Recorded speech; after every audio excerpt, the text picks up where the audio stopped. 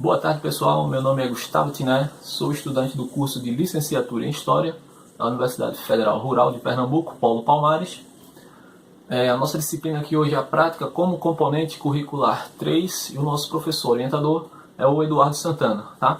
Então, qual o objetivo desse vídeo? O objetivo desse vídeo é a gente conversar um pouquinho sobre o ensino de história medieval e moderna no passado e no tempo presente, métodos de ensino. Ou seja, esse vídeo ele se propõe a criar ou a apresentar algumas propostas de ensino pedagógico, algumas metodologias que podem ser trabalhadas no ensino fundamental 2, a princípio turmas de 7º e 8º ano, que é quando começam a se trabalhar essas temáticas, Idade Média e Idade Moderna, tá? E a proposta didática do vídeo é por meio de uma conversa onde eu vou apresentar alguns pontos que foram trabalhados na nossa disciplina durante esse semestre. Esses pontos eles possam ser abordados e possam ser trabalhados também em sala de aula com os alunos. Tá? Eu falo aqui da nossa sala de aula virtual, onde a qualquer momento a gente pode receber interferências, chamados, comunicações e outras formas de comunicação aí vindo de todos os lados, mas no finalzinho do vídeo também a gente vai propor um formato aí de avaliação final bem interessante, que a gente vai poder comentar e conversar também sobre isso, tá?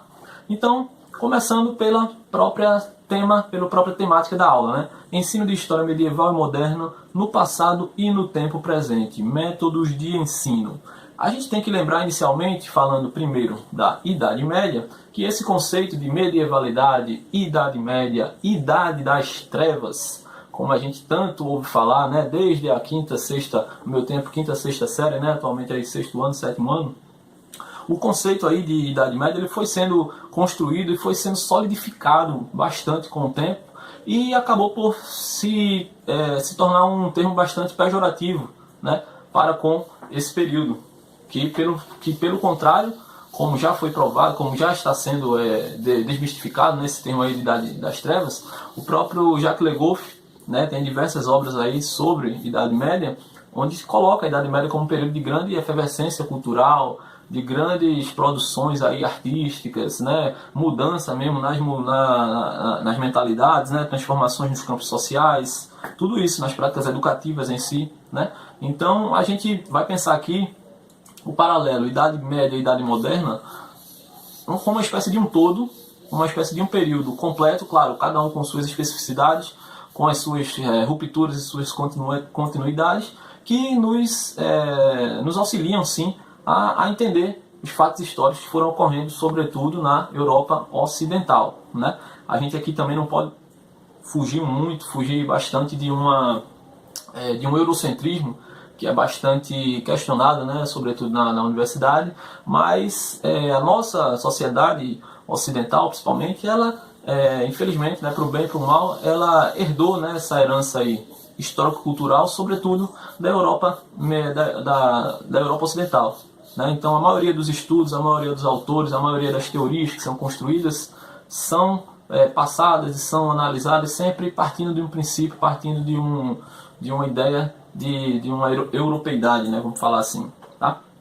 Então, dentro dos estudos das mentalidades da história do tempo presente, a Idade Média, como eu havia colocado anteriormente, ela é colocada, infelizmente, no limbo da Idade das Trevas, né?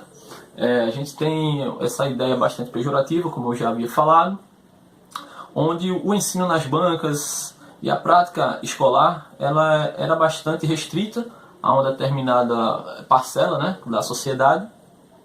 Então, como é que a gente pode fazer essa desconstrução do termo Idade das Trevas, né, em contraposição, por exemplo, ao Iluminismo, que surge na Idade Moderna e vai trazer aí consigo diversas ideias, diversos novos termos, diversas novas possibilidades para o homem europeu, que vão com certeza moldar e modificar o panorama da mentalidade mesmo da humanidade naquele período, tá?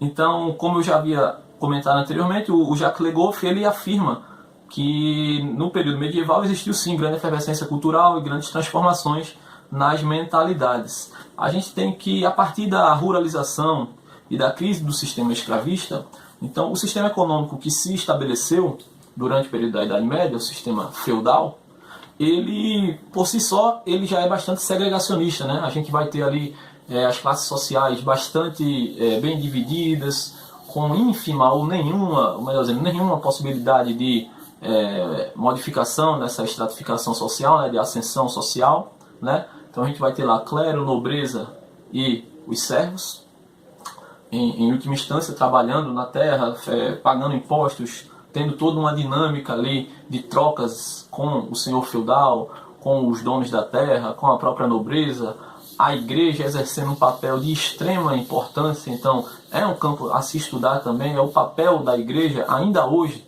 na sociedade contemporânea, né? Então veja como a gente já pode traçar um paralelo bem interessante, que é de trazer a mentalidade, sobretudo católica, da igreja católica naquele momento, na Idade Média, perpassando pela reforma protestante, Martinho Lutero, sobretudo, né, com as religiões de cunho protestante, e trazer para a modernidade, para a contemporaneidade, onde diversas igrejas, chamadas neopentecostais, também exercem grande influência na nossa sociedade, e hoje em dia, sobretudo na sociedade brasileira, né? Então seria, sim, uma forma da gente fazer determinados trabalhos que procurasse por meio de documentação, por meio de entrevistas, por meio de trabalhos em campo, pesquisas nas próprias igrejas ou nas próprias lideranças religiosas, né? Trazer esse paralelo, fazer algumas comparações, fazer alguns estudos de caso, que podem nos esclarecer e nos trazer novas possibilidades, e até como ganho mesmo, para ganho de conhecimento mesmo, quando a gente vai tratando da questão da Idade Média, tá? E aí a gente chega também na questão da cultura renascentista e as possibilidades didático-pedagógicas, né? Que aí o leque se abre bastante. Quando a gente fala em renascimento cultural, a gente pensa logo na Itália, nas cidades de Florença, nas cidades de Veneza, né?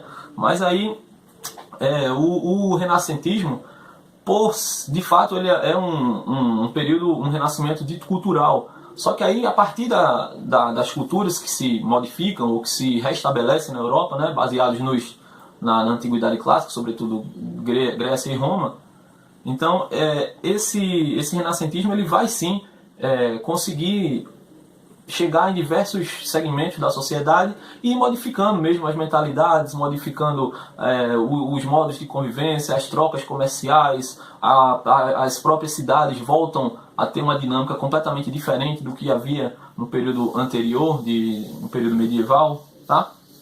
E aí o advento do antropocentrismo também é uma questão bastante importante de ser trabalhada e de ser colocada para que o aluno pense, né, o que é que lhe vem à cabeça quando se pensa em antropocentrismo, o que é que se vem à cabeça quando se coloca o homem como centro dos questionamentos que estavam sendo feitos naquele período, e, mais uma vez, trazendo aqui para a nossa sociedade contemporânea, qual o papel do homem, qual o papel do ser humano na sociedade atual, quais são as expressões culturais, as expressões artísticas que nos chamam a atenção, de onde vem a inspiração da arte contemporânea, onde é que se buscam essas inspirações, quais são as referências, sobretudo. Então, fazer o exame de imagens, sobretudo de arte moderna e arte contemporânea, em comparação com a arte medieval, onde muitas vezes a gente vai ver lá a figura do clero, a figura de algum sacerdote, ou a figura da igreja na parte central de uma pintura, por exemplo, né?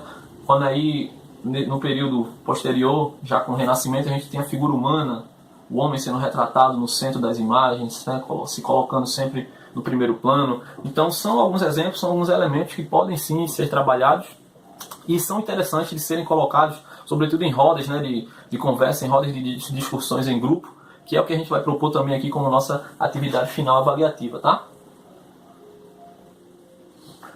Prosseguindo, a gente tem, após o antropocentrismo, a gente pode sim falar sobre a Idade Moderna e as transformações nos campos sociais e nas práticas educativas, né? Existe uma grande ruptura, um grande choque aí quando se fala da escola medieval e da escola no período moderno, ou mesmo das universidades, vamos colocar assim, porque existe um advento, o surgimento da imprensa, que vai ser determinante aí, sobretudo na divulgação do conhecimento, seja ele científico, seja ele um conhecimento tido como senso comum, ou conhecimento popular, vamos colocar assim, tá? Além disso, as grandes navegações também é o homem em busca de novos desafios, de novos caminhos, de novas rotas comerciais, sobretudo novos produtos, tá? Ligado a isso tem o mercantilismo e o surgimento do capitalismo comercial, né? O acúmulo dos metais preciosos, a posterior formação dos estados nacionais, e aí em meio a isso surge também a reforma protestante e a contra-reforma, que é a resposta da Igreja Católica à expansão ou a negação, né, da Igreja Católica, que foi dada lá por Martinho Lutero, por Calvino, a própria Igreja Anglicana também na Inglaterra. Então são alguns aspectos também que podem ser trabalhados, que devem ser trabalhados em sala de aula, sempre fazendo esse questionamento: o que é que a gente tinha anteriormente, o que é que a gente tem hoje, o que é que continua, o que é que mudou completamente, o que é que permanece, o que é que ainda vai permanecer, né? São alguns questionamentos, são algumas colocações que a gente pode colocar para os alunos, para que eles mesmos tenham suas reflexões, tenham seus insights de memórias, e claro, a gente vai estar ali para ser consultado sobre alguma informação específica, mas nunca se colocando como a verdade é essa aqui e pronto. Não, de forma alguma. A história, ela é uma ciência viva, ela é uma ciência que está em constante interpretação, em constante modificação, consequentemente em constante evolução. Então os fatos históricos, eles são baseados em documentações oficiais, são baseados em relatos de memórias, são baseados em diversos aspectos que têm sua dinâmica conforme o tempo vai passando por si só, não é isso? E aí a gente chega no ensino de história como arma de emancipação sociocultural por indivíduo e enquanto ferramenta de transformação social no passado e no presente, tá? O advento das universidades, que eu havia falado anteriormente, vai ser sim um aspecto fundamental quando a gente tem, de fato, um afastamento da influência da igreja, da influência da escolástica, por assim dizer, no campo das universidades, no campo do conhecimento. Então, a racionalidade, a razão, o humanismo, né, o racionalismo, o antropocentrismo, por extensão, ele vai estar presente aí no campo, dentro das universidades, que começam a, de fato, produzir conhecimento científico, sobretudo na Europa, a Universidade de Coimbra, em Portugal, na Espanha, diversas universidades. Então, tudo isso vai influenciar, sim, no indivíduo como pessoa, né, na forma como ele se coloca como pessoa. E aí, mais uma vez, a gente pode, sim, colocar para o aluno se questionar qual é o papel da universidade hoje, na nossa sociedade. O sonho do aluno é entrar na universidade, o que é que ele pretende cursar, quais são os cursos mais procurados, quais eram os cursos oferecidos naquele período. Tudo isso são questionamentos, são possibilidades, né, que a gente pode desafiar o aluno a se transportar, se teletransportar no tempo e fazer esses questionamentos. E aí, quando a gente fala em perseguição e preconceito dirigidos às manifestações populares no passado e no presente, e a importância da escola na preservação da cultura popular nos dias atuais. Essa foi uma proposta de produção de texto que a gente teve na nossa disciplina, e eu acho bastante interessante que seja assim trabalhada, que seja colocada aos alunos, e de forma que ele possa sim questionar, de forma que ele possa entender como que se deu, ou como que se dá a formação das culturas populares. A gente vive num estado riquíssimo em diversos tipos de manifestações, em diversas linguagens culturais que podem ser trabalhadas. Então é importante que a gente identificar a origem do frevo, a origem do maracatu, a origem da quadrilha junina, onde é que estão as referências, o que é que a gente tinha no começo do século XX, o que é que a gente tem hoje. E quando a gente fala em século XVIII, lá na França, alguma manifestação parecida tinha isso. São diversas formas de propor ao aluno reflexões. Práticas pedagógicas do passado e no presente, uma análise crítica, e as práticas educacionais no Brasil colônia e a sua relação com a manutenção da ordem estabelecida no passado e no tempo presente.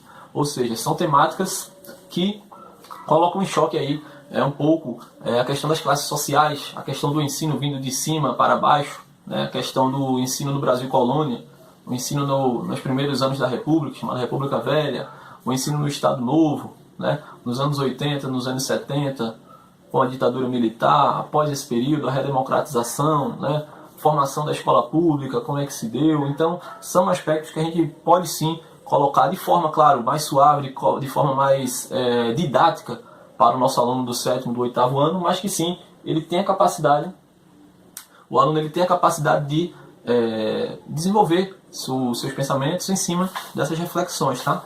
E aí, para a nossa avaliação final, eu proponho aqui uma avaliação lúdica, tá? Em formato de dramatização de aspectos do cotidiano medieval, utilizando elementos da modernidade. que é que eu pretendo? Eu pretendo aqui que a gente faça um paralelo entre a Idade Média e a Idade Moderna com os olhos do homem contemporâneo, ou seja, da nossa sociedade atual. Eu quero fazer uma mistura, uma espécie de um entrelaçamento entre a Idade Média e a Idade Moderna, trazendo aqui para o nosso período contemporâneo. Como é que pode ser feito isso? A proposta é, como eu disse, é unir a Idade Média e a Idade Moderna e enxergá-la com um olhar contemporâneo por meio de alguma dramatização, de alguma explanação aí em sala de aula. Então eu tenho algumas temáticas aqui, como alimentação, músicas, jogos, religiosidade e transações comerciais.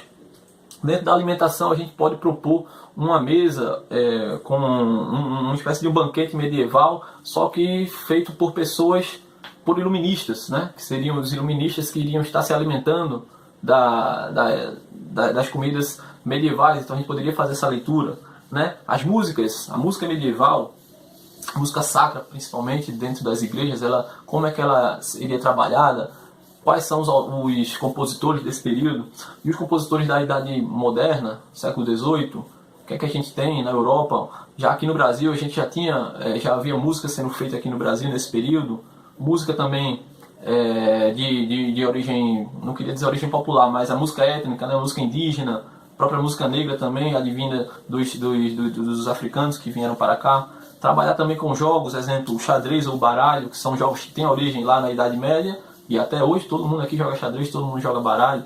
Esses jogos são inspirados em que tipo de manifestação? Quais são os outros jogos também que decorreram deles, dessas práticas? A religiosidade, a gente pode propor aqui uma cerimônia religiosa, uma cerimônia católica, uma cerimônia luterana, uma cerimônia calvinista. Quais são os tipos de prática que eram feitas nessas igrejas, trazendo também para a contemporaneidade as igrejas neopentecostais aqui no Brasil, como é que funciona? Eles ainda leem os manuais, os escritos do Lutero, do Calvino, enfim. Transações comerciais também é um tema bastante interessante, né? Na Idade Média pouco foi utilizado moedas, poucas moedas foram cunhadas, né? Como é que funcionava um banco na Idade Média, se é que existia um banco, mas aí na Idade Moderna, será que já existia essa estrutura bancária? Como é que eram feitas as trocas comerciais? Como é que eram feitas as transações comerciais, o empréstimo, né? Os juros, como é que eram contabilizados, tudo isso, certo, pessoal? Então, para encerrar, eu desejo aí a todos uma boa semana de estudos e qualquer dúvida estou à disposição aqui na nossa sala virtual interativa, tá ok? Muito obrigado.